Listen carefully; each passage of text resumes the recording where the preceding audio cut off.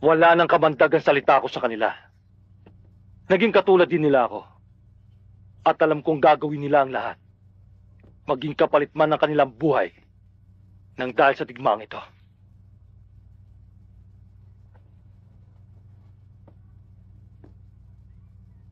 Wala nang digmaan, Tulawi. Kami mga Kristiyano ay handa nang maunawaan ang ugat ng iyong pinaglalaban.